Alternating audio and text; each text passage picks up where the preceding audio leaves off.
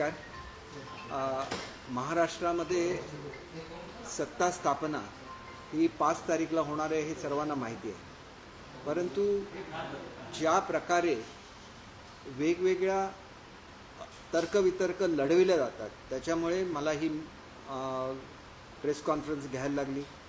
खरं तर अनेक वेळेला मुख्य प्रवक्ता म्हणून मी प्रेस अगदी इमर्जन्सी असेल त्याच वेळेला घेत असतो आणि मी अतिशय स्पष्टपणे सांगतो की आमचे लाडके मुख्यमंत्री आदरणीय एकनाथजी शिंदे साहेब जे सध्या काळजीवाहू मुख्यमंत्री आहेत, त्यांचा ही प्रक्रिया डिले होण्यामध्ये कुठलाही हात नाही.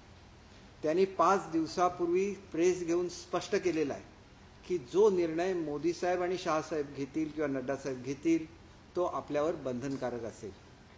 भाजपची निवड प्रक्रिया कधी व्हावी हा भाजप मोठा पक्ष आहे, राष्ट्रीय पक्ष आहे, त्यांच्या लेवलला ते ठरतं आणि त्यावेळेला ते त्याच्या मीटिंग घेतात आणि त्याच्यामुळे सातत्याने मीडियामध्ये असं येतं की मुख्यमंत्र्यांनी आजच्या मीटिंग रद्द केलेल्या आहे. आज खरं तर कुठलीही मीटिंग ठरलेली नव्हती. अशी ठरली असेल तर कोणी ते सांगावं कुठल्या वेळेला ठरलेली होती. ते आजारी आहेत ही वस्तुस्थिती आहे आणि अशी वस्तुस्थिती असताना मीटिंग नसेल तर मुद्दाम या ठिकाणी येण्याचं कोणतंही कारण नाही. ज्यावेळेला मीटिंग असेल त्यावेळेला ते अवश्य त्या मीटिंगमध्ये सहभागी होणार आहेत आणि त्या मीटिंगमध्ये जी काय चर्चा होईल ही शेवटी दिल्लीमध्ये जाणार आणि दिल्लीवरून फायनल निर्णय ह्या संदर्भातला येणार आणि जो काय निर्णय होईल तो आपल्याला 100% मान्य आहे हे स्वतः मुख्यमंत्री महोदयांनी सांगितलेलं आहे. त्याच्यामुळे एकनाथ शिंदे साहेब हे निर्विवादपणे महायुतीबरोबर आहेत आणि मुळातच ही महायुती ही आता पूर्वी आमची युती होती.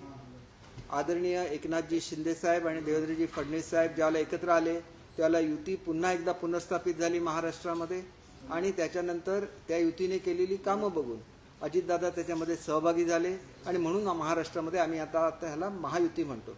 महायुतीने अतिशय चांगला असा परफॉर्मन्स हा इलेक्शनमध्ये केलेला आहे. त्याच्यामुळे जे विरोधक आता जवळजवळ त्यांना अतिशय कमी जागा मिळाल्या, मी काय असा कुठला शब्द वापरणार नाही, परंतु अशा तऱ्हेच्या जागा कमी मिळाल्या की हे अपयश कशा तऱ्हेने त्याचं समर्थन करायचं याला ते वेगवेगळी कारणं शोधत आहेत. अशा वेळेला आमची जर तारीख ठरलेली असेल मुख्यमंत्री यांच्या शपथविधीची आणि सरकारच्या शपथविधीची तर त्याच्यावर अधिकची चर्चा करण्याची कुठलीही आवश्यकता नाही आहे. आणि जे काय उलटंसुलटं बोललं जातं मीडियाच्या माध्यमातून कोणी जर बोलत असेल मला सर्वांनाच सांगायचं, आमच्या पक्षातल्या लोकांसह सांगायचं कोणी ह्याच्यावर कुठलेही कॉमेंट्स करायचे नाही आहेत. एकदा मुख्यमंत्री महोदयांनी सांगितलं की आदरणीय पंतप्रधान महोदय जो काय निर्णय देतील आपल्याला मान्य आहे. त्याच्यामुळे हा विषय आमच्या दृष्टीने संपलेला आहे.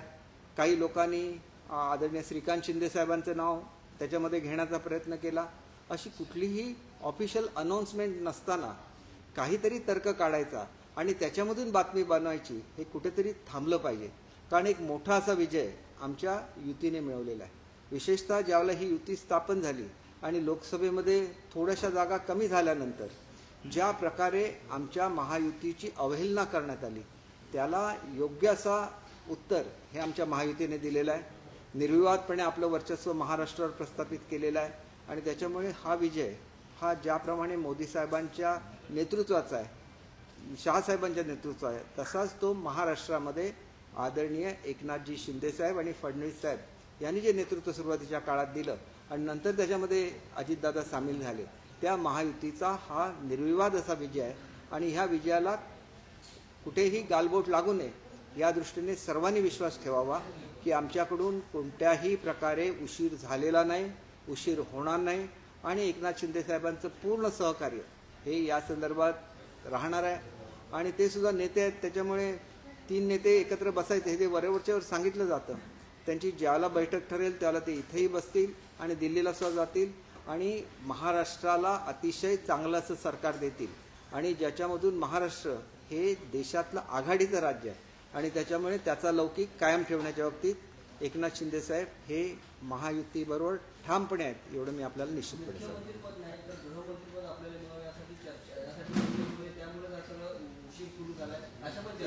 एक गोष्ट मी आपल्याला सांगतो, ज्या वेळेला 3 पक्षांचं राज्य असतं एक वेळेला अशी परिस्थिती निर्माण झालेली होती की काँग्रेसपेक्षा NCPच्या जागा जादा निवडून आलेल्या होत्या आणि त्यावेळेला त्यांना मुख्यमंत्रीपद द्यायला लागू नये म्हणून 2 अधिकची मंत्रिपदं ही त्यावेळेला NCPला मिळालेली होती. हे सगळ्यांना माहिती आहे. ज्यावेळेला आघाडीची राज्य असतात त्यावेळेला अशा चर्चा होतात आणि त्या चर्चेमुळे काहीतरी राहिलं आहे किंवा त्या पदासाठी एकनाथ शिंदेजी नाराज आहेत असं म्हणणं हे 100% चुकीचं आहे. मी काल त्यांच्यावर जवळजवळ अर्धा तास होतो. अशा तऱ्हेचं कुठलंही त्यांच्या मनामध्ये नाही. त्यांच्यामध्ये एकच आहे की ह्या सगळ्या स्कीम चांगल्या चालल्या पाहिजेत, महाराष्ट्रातल्या महिलांना न्याय मिळाला पाहिजे, महाराष्ट्राची प्रगती झाली पाहिजे आणि त्याच्यासाठी त्यांचं जे काही योगदान आहे ते योगदान ते देणार आहेत. त्याच्यामुळे ह्याच्यामध्ये काहीही प्रश्न नाही. आता BJPच्या निवड होणार आहे त्याच्यासाठी त्यांनी निरीक्षक नेमलेले आहेत. ते निवड झाल्यानंतर मग ऑफिशियली ह्या सगळ्या गोष्टी होतील आणि रितसर सरकार स्थापन होईल महाराष्ट्रामध्ये. हे बघा असं आहे की आमची एकच मागणी आहे की आदरणीय मुख्यमंत्री महोदयांच्या म्हणजे एकनाथ शिंदे साहेबांच्या नेतृत्वाखाली ही निवडणूक लढवली गेली, जिंकली गेली. त्यांचा योग्य तो सन्मान राखला जावा. तो काय पद देऊनच राखला जातो असं बिलकुल नाही. कारण लोकसभेच्या निवडणुकीमध्ये आणि विधानसभेच्या निवडणुकीमध्ये जवळजवळ 4-5 महिन्यांचा फक्त गॅप होता. या गॅपमध्ये ज्या प्रकारे त्यांनी एफर्ट्स घेतलेले आहे, ज्याप्रमाणे फडणवीस साहेबांनी मी फडणवीस साहेबांनी दोघांचं का नाव घेतो तर ते हिंदुत्ववादी पक्षाचं नेतृत्व करतात आणि दादा सेक्युलर पक्षाचं नेतृत्व करतात आणि त्याच्यामुळे आपल्या भूमिका त्यांनी स्पष्टपणे मांडल्या. आणि दुसरी गोष्ट एक लक्षात घेतली पाहिजे की जो रॉंग नेरेटिव्ह सेट झाला, ज्याप्रमाणे मतांचं ध्रुवीकरण केलं गेलं, या ध्रुवीकरणातून बाहेर येऊन हा विजय संपादन केलेला, या विजयाला फार मोठं महत्त्व आहे. आणि त्याच्यामुळे ही लोक बेसावध राहिली. त्यांना वाटलं की ज्या पद्धतीने ध्रुवीकरण झालेलं आहे त्या ध्रुवीकरणाचा कुठलाही इफेक्ट हा पुढच्या मतदानावर होणार नाही, परंतु तसं घडलं नाही. लोक सावध झाले, लोकांना कळलं. वेगवेगळ्या ज्या क्लिप्स व्हायरल झाल्या त्याच्यापासून लोकांनी बोध घेतला आणि आपण या देशाचे नागरिक आहोत. देश एकसंघ राहायला पाहिजे तर आपण सर्वांनी मतदानाला गेलं पाहिजे हे लोकांनी निर्धार केला. आले आणि अशी जी लोक आहेत की जे अशा तऱ्हेचं ध्रुवीकरण करण्याचा प्रयत्न करतात त्यांना त्यांनी सणसणीत असं उत्तर दिलेलं आहे. तुम्ही म्हणताय की योग्य तो सन्मान एकनाथ शिंदे यांचा ठेवला पाहिजे, मात्र असं कळतंय की गृहमंत्रीपद मागितलं गेलं त्याला भाजपनं नकार दिला, त्यानंतर ऊर्जा खात्याच्या बाबतीत चर्चा झाली त्यालाही नकार दिला, विधानसभा अध्यक्षपद होतं त्यालाही नकार दिला. मग कोणत्या पद्धतीचा सन्मान करणार आहे भाजपचा? हे तुम्हाला कोणी सांगितलं हा मुळात प्रश्न आहे. तुम्हाला कोणी हे सांगितलं का? मला तुम्हाला तेच विचारायचं. आपण रिस्पॉन्सिबल मीडिया आहात. मी अनेक वेळेला तुमच्याबरोबर काम केलेलं आहे. मी ज्यावेळेला बोलतो त्यावेळेला मला अनेक लोक सांगतात की तुम्ही बोलत असताना आम्ही ते काळजीपूर्वक ऐकतो. म्हणून तुम्ही आता मला प्रश्न विचारला या संदर्भात तुम्हाला कोणी सांगितलं? कोणीच सांगितलं नाही. कारण अजून चर्चाच झालेली नाही खात्यांवर जर चर्चा झाली नाही तर तुम्ही निष्कर्ष काढता आणि या निष्कर्षावर शिंदेसाहेब नाराज आहे असं तुम्ही म्हणता. हे कुठेतरी थांबावं अशी माझी अगदी नम्र विनंती. मी काय आपलं नेहमीच चांगलं असतं, परंतु एवढी नम्र विनंती आहे की ज्यांनी कठोर परिश्रम केले, सकाळी 4-4 वाजेपर्यंत ज्यांनी प्रचाराची धुरा सांभाळत असताना 4-4 वाजेपर्यंत जागरणं केली, परत 7ला उठून तुम्ही या ठिकाणी अशा कंपन्या असतात की ज्या पॉलिटिकल पार्टीना हेलिकॉप्टर आणि विमानं पुरवतात. त्यांना विचारा की महाराष्ट्रामध्ये सगळ्यात जास्त प्रवास हा एकनाथ शिंदे साहेबांनी केला. त्यांच्या खालोखाल फडणवीस साहेबांनी प्रचार केलेला, म्हणजे बरोबरीने दोघांनी प्रचार केला. मग दोघांचं योग्य तो मान मिळाला पाहिजे. ह्याच्या पलीकडे आमचं हे म्हणण्यामध्ये काही चूक आहे का?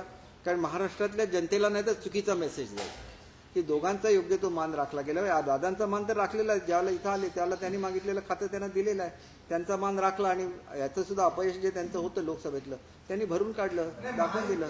नाराजीचा हा जेव्हापासून प्रश्न उपस्थित राहिला की एका ठिकाणी बावनकुळेंनी स्वतः ट्विट करून शपथविधीची माहिती दिली, मग दुसऱ्या ठिकाणी शिरसाट असं म्हणाले की शपथविधीची तारीख डिक्लेअर केली आहे तर मुख्यमंत्री पदाची पण घोषणा करावी. मी एक मला आपल्याला एवढं सांगायचं. बघा, संजय शिरसाट काय बोलले याच्याबद्दल मी कॉमेंट करणं योग्य नाही, कारण ते आमच्या पक्षाचे प्रवक्ते आहेत. शेवटी फरक असा असतो की मी ज्यावेळेला तुम्हाला सांगितलं की मला ज्यावेळेला सांगितलं होतं की आसाममधून तुम्ही बोला म्हणून, मला असं वाटलं की आज पुन्हा ते एकदा सिच्युएशन क्रिएट झालेली आहे. कारण एकाही प्रश्नाचं उत्तर जर चुकीचं गेलं तर त्याच्यामधून चुकीचा अर्थ निघू शकतो आणि त्याच्यामुळे मी अत्यंत केअरफुली तुमच्याशी बोलतोय. याच्यामध्ये कुठलीही शंका काढण्याचं कुठलंही कारण नाही की मोदी साहेबांच्या नेतृत्वाखालीच सरकार हे स्थापन झालं महाराष्ट्रामध्ये.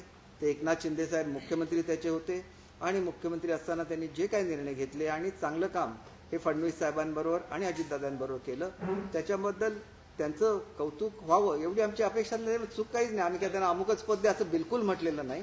त्यांचा ऑनर योग्य तो राखला गेला पाहिजे. परंतु ते आजारी असताना विनाकारण काहीतरी त्यांच्याबद्दल बोललं जाणं महाराष्ट्रामध्ये हे अतिशय चुकीचं आहे. आणि हा मेसेज संपूर्ण भारतामध्ये जातो. आपण लक्षात घेतलं पाहिजे की आपण नॅशनल मीडियासुद्धा आहात. नॅशनल मीडियामध्ये सुद्धा असा चुकीचा संदेश जातो की एकनाथ शिंदेसाहेब नाराज आहेत. ते बिलकुल नाराज नाही आहेत. त्यांनी मुळातच आपल्याला माहिती आहे की 1 तारीखपर्यंत 2 तारीखपर्यंत कुठलीच चर्चा होणार नव्हती. कारण ते देव आपण शुभ अशुभ दिवस मानतो भारतामध्ये, त्याप्रमाणे ते दिवस शुभ मानले जात नाहीत. त्याच्यामुळे त्या दिवशी चर्चा होणार नव्हती. 2ला होणार होती पण 2ची कुठलीही तारीख ठरलेली नव्हती. कदाचित 4ला शपथ डिसिजन व्हायचं असल्यामुळे त्याची तारीख ठरलेली नसेल. जी काय तारीख आहे ती मोठा पक्ष या नात्याने बीजेपी जे कन्वे करेल आम्हाला त्यावेळेला मुख्यमंत्री ते अटेंड करतील. मान सन्मान आपण म्हणताय, मुख्यमंत्री राहिलेले जे एकनाथ शिंदे आहेत त्यांना नेमकं कुठला मान कुठलं पद राहणार हे बघा, डिसाईड झाले का? हे त्यांनी कारण याला वाव मिळते याचं कारण असं आहे की आझाद मैदानमध्ये भव्य शपथविधी होतो आहे. पाहणी दौऱ्याला भाजपचे नेते येत आहेत, मात्र शिवसेनेचं कुणी दिसत नाहीये. मला या संदर्भात आपल्याला एकच सांगायचं आहे की आपण येण्यापूर्वी मी फडणवीस साहेबांना सुद्धा SMS केला होता की मला बोलायचं. ते विश्रांती घेतात त्याच्यामुळे माझं बोलणं झालं नाही. ते आमचे सुद्धा नेते आहेत. मी त्यांच्या हातबरोबर काम केलेलं आहे गृहराज्यमंत्री म्हणून 4 वर्ष. अतिशय मॅच्युअर्ड नेतृत्व आहे, अतिशय बुद्धिवान नेतृत्व आहे. आणि त्यांच्या कानावर हे घालायचं की अशा तऱ्हेने पाहणी होत असताना तिन्ही पक्ष एकत्र गेले. कारण राष्ट्रवादीचा तिथं नव्हता, त्याच्यामुळे महायुतीची सत्ता येणार आहे. आनंद आम्हाला सुद्धा आहे ना, तर आपल्या आनंदामध्ये आम्हाला सुद्धा सहभागी करून घ्या एवढीच रिक्वेस्ट करण्यासाठी फोन करणार आहे. हे बघा, हे कसं असतं की ही तयारी कोण करत असतं. कुठलाही पक्ष हा मुख्यमंत्र्यांचा शपथविधी किंवा मंत्रिमंडळाचा शपथविधी ठरवत नाही. हे गव्हर्नमेंट ठरवतं आणि गव्हर्नमेंटचे अधिकारी तिथं काम करत असतात. कुठल्याही पक्षाची लोक तिथं काम करत नसतात. गव्हर्नमेंटच्या अधिकाऱ्यांनी कळवलं असेल की तुम्ही बघायला या आणि त्यावेळेला ते गेले असतील. त्याच्यामुळे त्यांनी काय केलेलं चूक आहे असं बिलकुल नाही. परंतु जो मेसेज जातो लोकांना तो चुकीचा जातो की आम्ही याच्यामध्ये सहभागी नाही का, तर आम्हाला ते माहिती नव्हतं म्हणून गेले नाही. आम्हाला जर कळवलं असतं आम्ही सुद्धा तयारी बघायला गेलो असतो. याच्यामध्ये गैरसमज करण्यासारखं काहीही नाही आहे. अशा गोष्टी घडत असतात. फक्त सरकार स्थापन व्हायचं असल्यामुळे ह्या वेगवेगळ्या चर्चा होतात आणि या चर्चेमधून कुठलाही गैरसमज महाराष्ट्राच्या जनतेने करून घेऊ नये अशी आपल्या माध्यमातून माझी नम्र विनंती आहे. एकनाथ शिंदेसाहेब कुठल्याही पदाच्या मागे धावणारं नेतृत्व नाही. ते महाराष्ट्राच्या हिताच्या दृष्टीने काम करणारं नेतृत्व आहे. नाहीतर एवढं मोठं पद सोडून ते बाहेर निघून गेलेच नसते. ते गेले ते बाळासाहेबांच्या विचाराला पाठिंबा देण्यासाठी आणि शिवसेनेची तत्त्व कायम करण्यासाठी. आणि ते महाराष्ट्राच्या जनतेने दाखवून दिलं की खरी शिवसेना कुठली आहे आणि ह्याच्यामध्येच त्यांचा खऱ्या अर्थाने विजय आहे असं मी समजतो.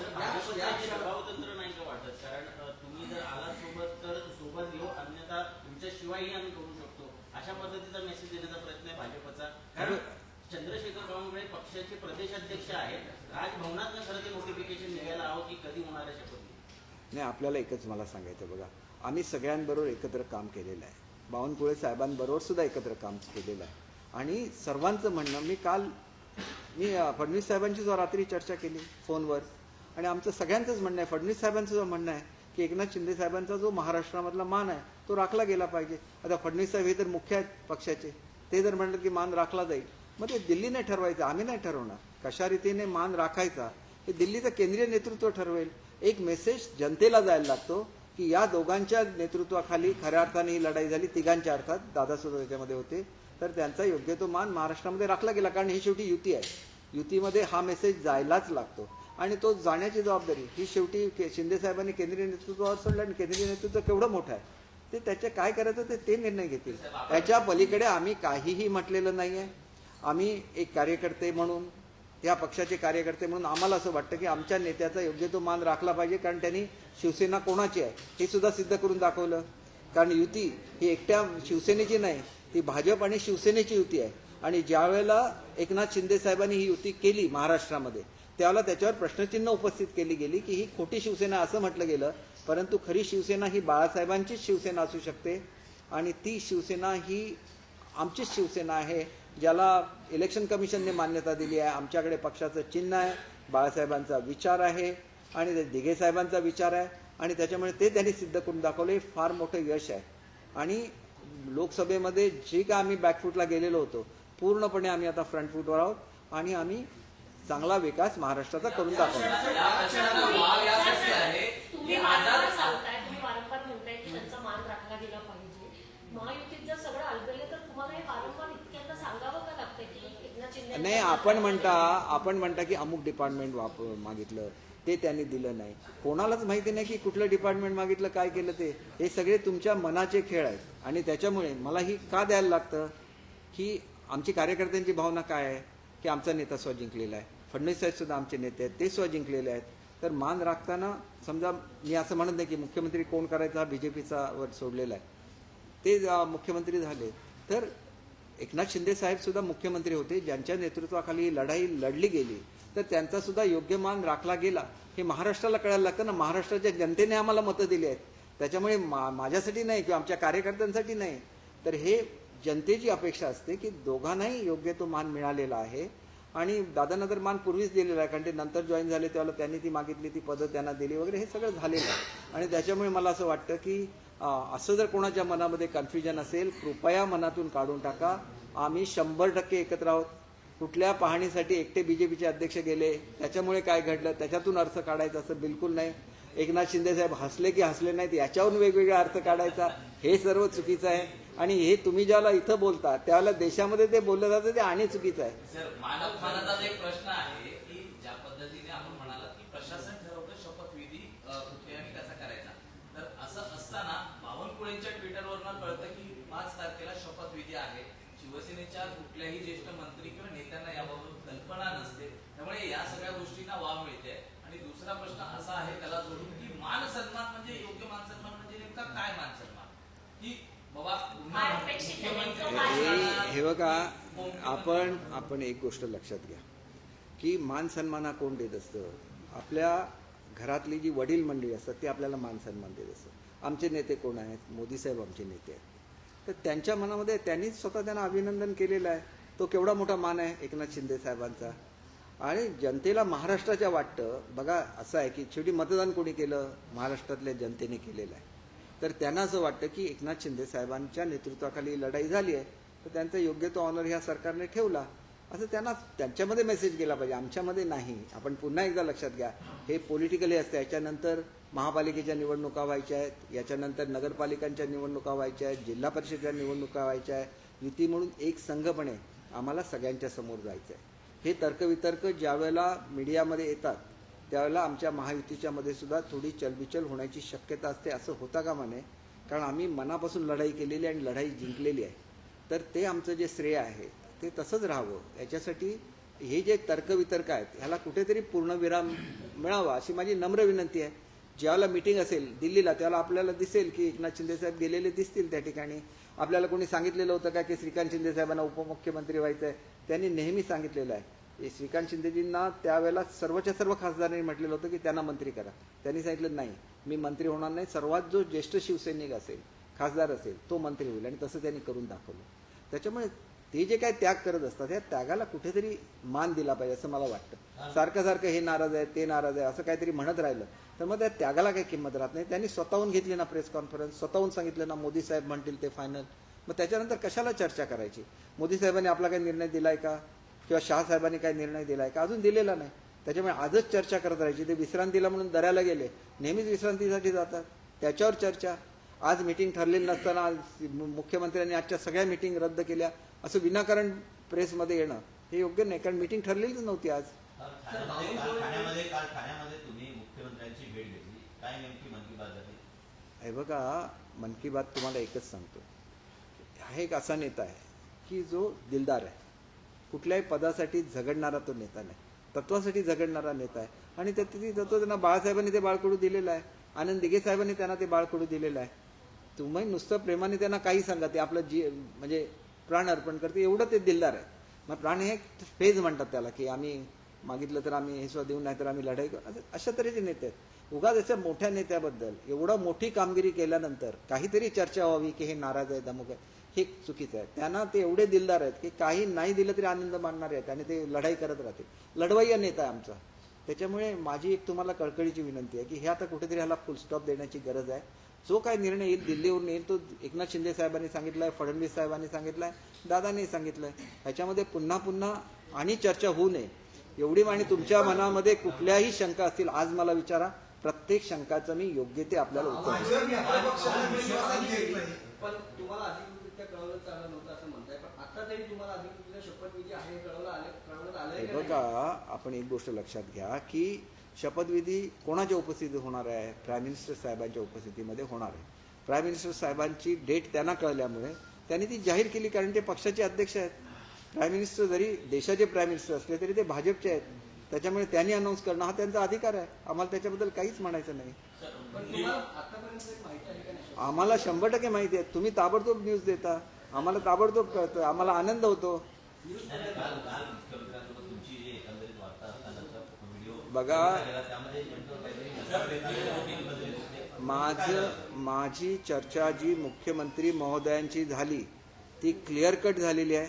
त्यांचं म्हणणं आहे की मी अगोदर स्वतः प्रेस घेऊन जाहीर केलेलं आहे की आदरणीय मोदी साहेब आणि शहासाहेब जो काय निर्णय घेतील मला मान्य राहील.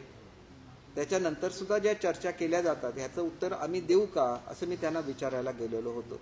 त्यांनी म्हटलं की पक्ष नेतृत्वाला वाईट वाटेल असं कुठलंही उत्तर देऊ नका, परंतु ही जी काय चर्चा होते ही चर्चा कोणाचंही मन दुखवणारी चर्चा आहे. त्यांचं सुद्धा मन दुखवलं जातच नाही. एवढ्या मोठ्या विजयानंतर कोणीतरी त्यांच्याबद्दल नाराज आहे अमुक अशी जर चर्चा केली त्यांचं मन दुखवलं जाणार. शेवटी प्रत्येकजण प्रत्येकाला हृदय असतं, प्रत्येकाच्या भावना असतात. एवढ्या मोठ्या विजयानंतर आणि एवढ्या मोठ्या अनाऊन्समेंट नंतर असं काय नाही नुसता विजय मिळवला, त्यानंतर क्लिअर कट अनाऊन्समेंट केली की आदरणीय मोदी साहेब आणि शहासाहेब जे म्हणतील आणि जो निर्णय देतील तो मला मान्य राहील. आगामी 1-2 दिवस तुमच्यासाठी काही गुड न्यूज येईल असे काही ग्रह किंवा काही असं जुळून येतंय का? योगायोग काही येईल का जमून? हे बघा, माझी खात्री आहे की योग्य तो मान सन्मान असं ज्याच्यामधून हा मेसेज जनतेला जातो, हा मेसेज महाराष्ट्राच्या जनतेला जाईल याची मला 100% खात्री आहे. नव्या लोकांना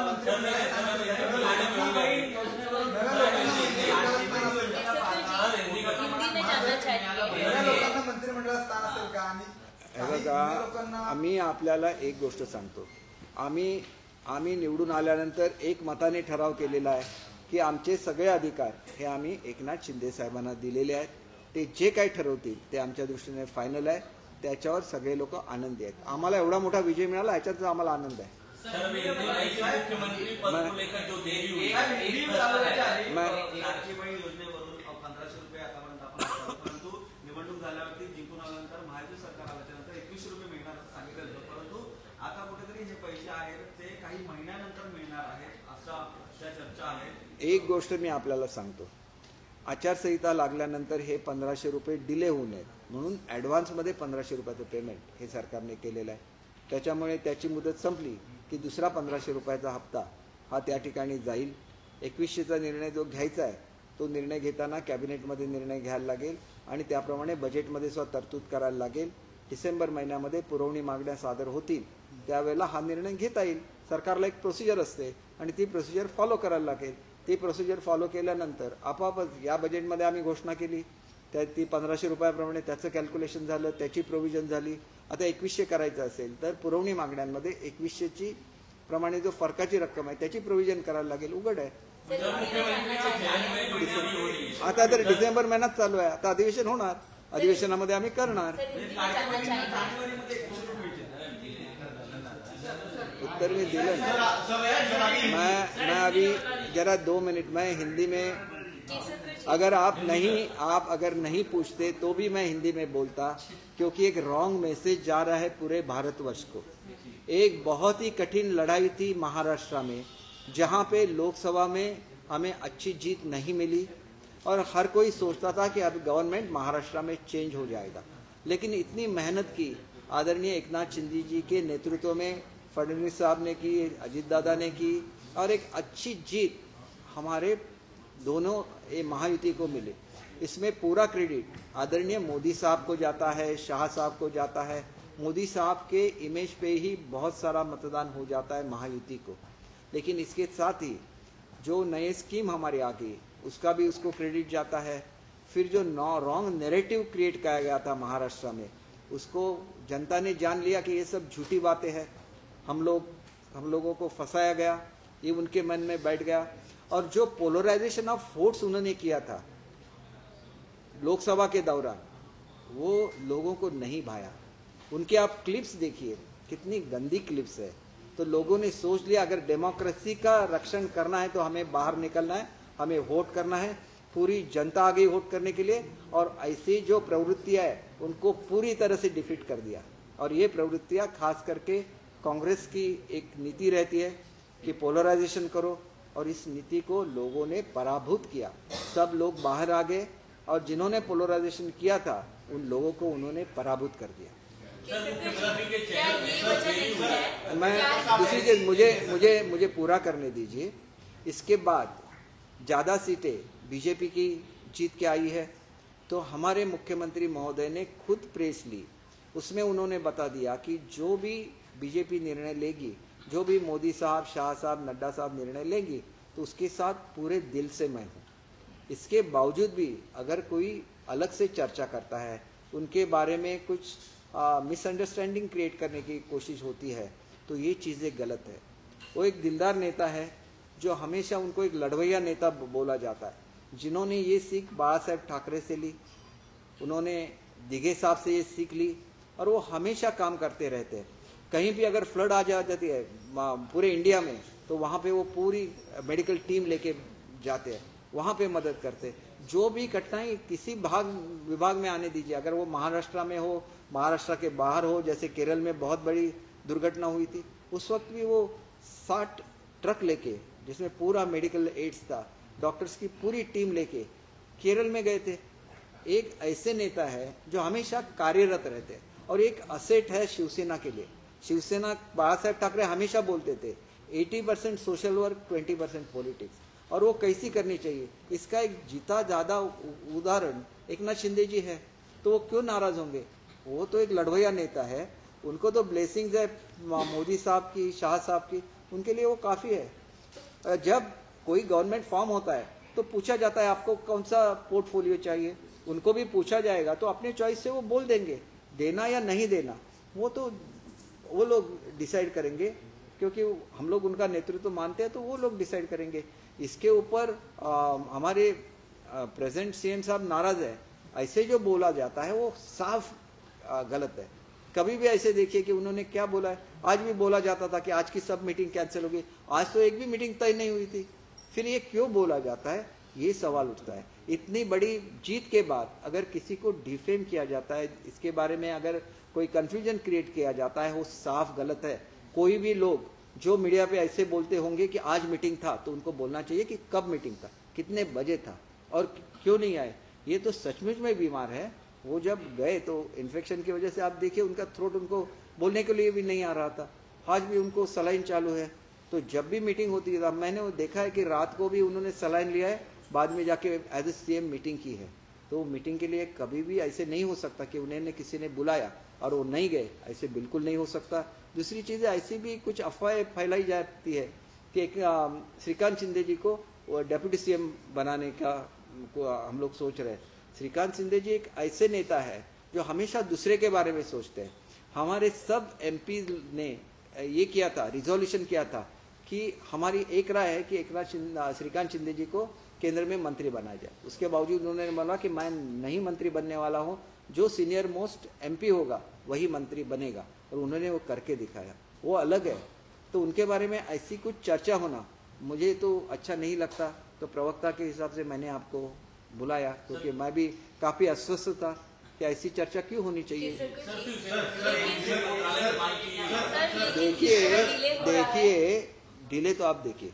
सर मेरा सवाल मैं एक, हाँ बोलिए। इतना जो डिले हो रहा है इतने मार्जिन के बावजूद, तो एकनाथ शिंदे की जिद थी कि उनको मुख्यमंत्री बनाया जाए, उसके बाद गृह मंत्री पद की बात, तो क्या एकनाथ शिंदे वजह नहीं है इस पूरे डिले की, आप ऐसा कह रहे हैं? बिल्कुल नहीं है। देखिए बीजेपी का नेता चुनना है, तो किसने डिसाइड करना चाहिए? बीजेपी ने डिसाइड करना चाहिए। उन्होंने डिसाइड किया कि उनके जो ऑब्जर्वर है वो भी आज ही डिक्लेयर हुए, तो ऑब्जर्वर आएंगे, एक प्रोसेस रहता है, वो नेता चुनेंगे, और वो नेता चुनने के बाद नेचुरली उनकी बड़ी पार्टी है तो वो मुख्यमंत्री बन जाएगा। ये गलत है क्या कि अगर हमारी जीत होती है और जिनके नेतृत्व में आपने लड़ा है, तो ये नेचुरल है कि हम एक्सपेक्ट करेंगे कि पहला 1 साल तो उनका दिया जाए, 6 महीने कुछ भी हो उनका ऑनर किया जाए। इससे बड़ी कोई अपेक्षा नहीं थी, ऐसे बिल्कुल नहीं है। बीजेपी और सेना ये 30 साल से ज़्यादा इकट्ठा रहे हैं, एक दूसरे के हमारी आइडियोलॉजी सेम है और हम इकट्ठा है, इकट्ठा रहेंगे और महाराष्ट्र की प्रगति करेंगे। ये सीधा मैसेज है। शिंदे साहब सीएम बनेंगे, सरकार कैसा बनेगी? देखिए ये तो उनका डिसीजन रहेगा, लेकिन वो महायुति के साथ रहेंगे ये पक्का है। उन्हें खुद लेना है डीसीएमशिप या वो तो चर्चा होगी ना ऊपर, जब जाएंगे चर्चा के लिए तब वो डिसाइड करेंगे। वैसे तो फडणवीस साहब भी डीसीएम नहीं बनने वाले थे, लेकिन ऊपर से मैसेज आ गया उनको तो डीसीएम बन गए। तो ये अपने पे नहीं रहता है, जो जिनकी लीडरशिप आप मानते हैं तो वो जो कहते हैं उसको फॉलो करना पड़ता है।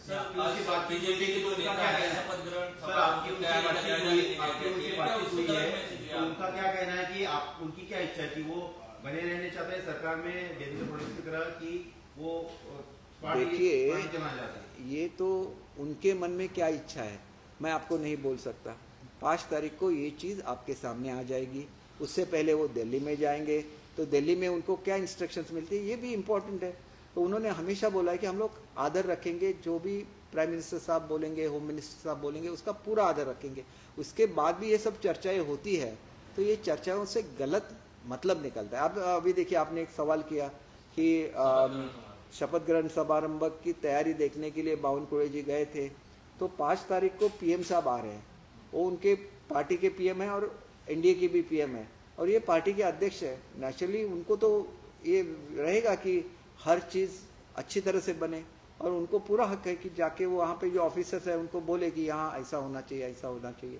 अगर हम जाते तो हम भी यही बोलते कि इस अच्छी तरह से इंतज़ाम कीजिए, क्योंकि खुद पीएम साहब आ रहे हैं, बहुत सारे जो स्टेट है उसके सीएम आ रहे हैं, तो एज अ स्टेट हमें उसके बारे में पूरी प्रिकॉशन लेनी चाहिए, अच्छी तरह से उसकी तैयारियां करनी चाहिए। तो उनके जाने में कुछ भी बुरा है ऐसे मैं बिल्कुल नहीं सोचता, लेकिन उससे भी कोई अर्थ निकालेगा और उसके बारे में चर्चा होगी तो ये चर्चा होना गलत है, इतना ही मुझे कहना है। 5 दिसंबर से पहले एकनाथ शिंदे दिल्ली जाएंगे एक बार मुलाकात करने? जब भी बुलाएंगे जाएंगे ना, क्यों नहीं जाएंगे? जाने वाले हैं, एक कोई शेड्यूल अगर आप बताएं। वहाँ से मैसेज तो वहाँ से आता है। मैंने आज भी बोला कि प्रेस में ऐसे दिया गया कि आज की सब मीटिंग कैंसिल हो गई। आज तो कुछ मीटिंग तय ही नहीं हुई थी, तो कैंसिल होने की कौन सी बात है? पवार जी दिल्ली गए हुए हैं, मंत्रालय में बात होगी, क्या शिवसेना का कोई नहीं गया? देखिए उनको बुलाया नहीं गया। देखिए ऐसा है कि अगर वो जाना चाहते तो वो अलग से डिसीजन ले सकते। हमारी युति है, उन्होंने पहले भी डिक्लेयर किया है कि वो सेक्युलर है, तो हमारा उनका पार्टी का ये डिफरेंट है मतलब, तो फिर भी वो हमारे साथ है क्योंकि वो प्रोग्रेस में बिलीव करते हैं, डेवलपमेंट में बिलीव करते हैं, ना कि हमारे सेम प्रिंसिपल्स है, हमारी विचारधारा एक है। ऐसे बिल्कुल नहीं है। विचारधारा किसकी सेम है? बीजेपी और शिवसेना की विचारधारा सेम है। तो ideologically we are together for the last 30 years. तो इसमें किसी को भी शक लेने की कोई गुंजाइश नहीं है। और अजित दादा अपने पार्टी के खुद नेशनल लीडर है, तो जब भी जाना चाहते दिल्ली में जा सकते हैं, जब भी चाहे वो अपॉइंटमेंट लेके लीडर्स को मिल सकते हैं, क्योंकि he is a part of Mahayuti, वो हमारे गठबंधन के नेता है, तो वो कर सकते हैं। इसमें हमारा जाने का कोई सवाल नहीं होता। हमें जब बुलाया जाएगा इकट्ठा, फडणवीस साहब को, शिंदे साहब को और अजित दादा को, तो अलग से एक विजिट रहेगी जिसमें सब चीज़ें फाइनल हो जाएगी। या तो खुद वो आ सकते हैं यहाँ पे, शाह साहब अगर आ जाए तो वो उनका ऑप्शन है। हम लोग इसके बारे में कुछ नहीं बोल सकते, वो तो सर्वोच्च नेता है, उनके बारे में हम क्या स्टेटमेंट है?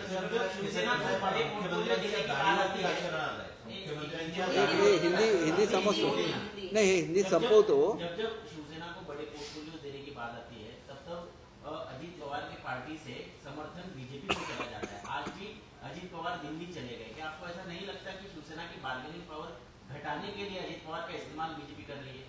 देखिए ऐसा बोलना बिल्कुल गलत है, क्योंकि महाराष्ट्र में जो रिवोल्ट हो गया जिसकी वजह से एमवीए का गवर्नमेंट चला गया और महायुति का गवर्नमेंट यहाँ पे आ गया, ये सब सिर्फ शिंदे साहब और फडणवीस साहब ने किया था, दूसरे किसी ने भी नहीं किया था।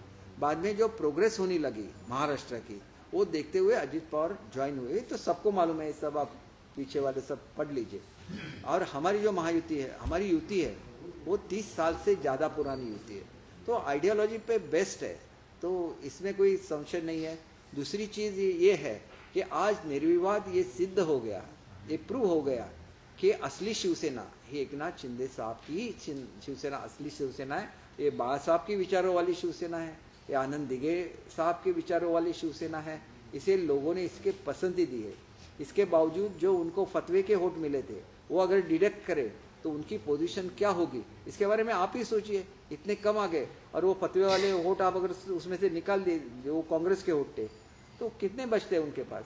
5-10 भी विधायक नहीं बचेंगे। तो ये उनको एक मैसेज है महाराष्ट्र की जनता का कि बाळा साहब के सिद्धांतों पे चलिए, उससे अलग मत होइए, फिर हम आपके साथ नहीं है। और एक डेफिनेटली प्रूव हो गया कि यही असली शिवसेना है। और ये सबसे बड़ी एक जीत है एकनाथ शिंदे जी की कि जिन्होंने अपने गुरु को ये दक्षिणा दी है कि हमने आपके विचारों को जिंदा रखा, लोगों तक गए, ये प्रूव करके दिखाया कि यही असली शिवसेना है। और शिवसेना सिर्फ बाळा साहब के विचारों की ही हो सकती है। बीजेपी को भी ऐसा लगता है कि शिवसेना को विकल्प नहीं हो सकती है एनसीपी? देखिए, पॉलिटिक्स अलग है। जब आपको मेजॉरिटी नहीं मिलती तो इस बारे में सोच जाते। जब आपको एब्सोल्यूट मेजॉरिटी है वहाँ पे तो जैसे मानिए कि बहुत कम लोग बचे जो अपोजिशन में, उसमें से बहुत सारे लोग फिर हमको ज्वाइन करना चाहते। इस चीज़ में ये अहमियत नहीं रखता कि कौन किसको सपोर्ट देता है। विदाउट सपोर्ट भी बीजेपी राज कर सकती है। जब फर्स्ट टाइम गवर्नमेंट फॉर्म किया था नहीं, मैंने ये आपके थ्रू ही मैंने देखा है। बहुत सारे नेता बोल रहे हैं कि 10 लोग उनके कांटेक्ट में है। अब कौन 10 लोग है मुझे मालूम नहीं है। अगर 10 नहीं तो कुछ लोग हैं। देखिए ये बन सकती है बीजेपी को छोड़कर अलग सरकार भी राज्य में बन सकती है? बिल्कुल नहीं बन सकती। पब्लिक मैंडेट है। आप कैसे इसका सोच भी नहीं सकता किसी कोई। यही जो चर्चाएं होती है वो गलत है। मुझे आपको डेफिनेटली बोलना है ये सब गलत चल रहा है और ऐसे नहीं होना चाहिए। इतनी बड़ी जीत के बाद भी जिस तरह से सरकार को और हमारे महायुति को बदनाम किया जा रहा है, ये चीज़ें गलत है। किसी ने इस पर डिस्कशन भी नहीं करनी चाहिए। क्यों डिस्कशन करनी चाहिए? 5 तारीख तो अनाउंस हो गई, टाइम अनाउंस हो गया। फिर आप देखिए कि कौन सीएम बनता है, कौन डीसीएम बनता है, ये नाराज है, वो नाराज है। आपको बताया किसने? ये तो बोलिए ना, किसने बताया? ये मांगा, वो मांगा, ये सब मन की ये है बातें है, आपके मन में रहेगा इसलिए आप बोलते हैं। लेकिन ऐसा कुछ भी नहीं है। उन्होंने क्लियर कट बोला है कि जो भी मोदी साहब, शाह साहब, नड्डा साहब बोलेंगे फायनल। मुख्यमंत्र्यांच्या दाढीपर्यंत एकंदरीत राजकारण येऊन पोहोचलंय। आज विशेष प्रेम घेतलंय संजय राऊतांचं। मुख्यमंत्र्यांची दाढी आकर्षण काय आहे नाही, विरोधकांना? हे बघा, मला एकच सांगायचं आहे की लोकसभेमध्ये त्यांनी दाढ्या बघितल्या की नाही? संजय राऊतने दाढ्या, त्या दाढ्या वेगळ्या होत्या। हां, त्या दाढ्या त्यांना औरंगजेबाच्या वाटल्या नाही, कारण त्यांना मतदान मिळालं। एका बुथवर जर 900 मतं असतील तर त्यांना 890 मतं मिळाली, आम्हाला 10च मतं मिळाली। ते दाढीवाले वेगळे, ते त्यांच्या मनामध्ये बसलेले दाढीवाले आहेत। आणि आमच्याकडे सगळ्यात मोठं उदाहरण काय असतं? छत्रपती शिवाजी महाराजांचं। आम्ही बघतो की छत्रपती शिवाजी महाराज असतील, संभाजी महाराज असतील, त्यांनी जो काय पराक्रम केला आणि त्यांचं जे काय व्यक्तिमत्व होतं ते व्यक्तिमत्व त्या दाढीमुळे शोभून दिसतं। त्यांना दाढी असती नसती तरी शिवाजी महाराजच राहिले असते। तुम्ही अपमान कोणाचा करताय? आपल्या थोर परंपरेचा अपमान करताय। कुठल्या तरी लहान लहान गोष्टीला घ्यायचं, विचित्र काहीतरी बोलायचं, खालच्या स्तरावर जाऊन बोलायचं, याला संजय राऊत म्हणतात। मी कधी संजय राऊतांच्या याचं उत्तर द्यायचं बंद केलेलं आहे। संजय शिरसाट त्यांची उत्तरं देतात, ते त्यांच्यासाठी योग्य आहेत। पण त्यांनी तेवढ्यापुरतं बोलावं। इतर गोष्टी ह्या ज्या सेन्सिटिव्ह गोष्टी आहेत मुख्यमंत्र्यांच्या बद्दल, आमच्या येणाऱ्या सरकारबद्दल, तेवढं त्यांनी माझ्यावर सोडलं तर मी आपल्याला रोज तर पुढच्या 4 दिवसामध्ये रोज भेटू शकेन, रोज मी प्रेस कॉन्फरन्स घेईन, रोज आपल्याला ब्रीफिंग करेन। परंतु ह्या चर्चा एकदा थांबवा एवढी माझी कळकळीची नम्र विनंती। अधिकार दीजिए, लेकिन नई सरकार के गठन जब होगा तब आपके पार्टी से कितने नेता हो सकते हैं, कितनी मंत्रिपद मिल सकते हैं, क्या सीनियर मंत्रियों को शपथ दिलाई जा सकती है, क्या तय हुआ है? कुछ तो देखिए, ये सब दिल्ली में तय होगा और जो भी पीएम साहब चाहेंगे, अमित शाह जी चाहेंगे, उस तरह से ये सरकार का गठन होगा। कहाँ तो नेतृत्व को समझना चाहिए, नेतृत्व का उसको मान देना चाहिए। और जब आप बोलते हैं कि वो जो बोलेंगे हम करेंगे, तो इसमें चर्चा की क्या बात रहेगी? Let them at least say what they are going to do. अब उसके बाद आप आइए, मैं साहब के हर सवाल का जवाब दूंगा।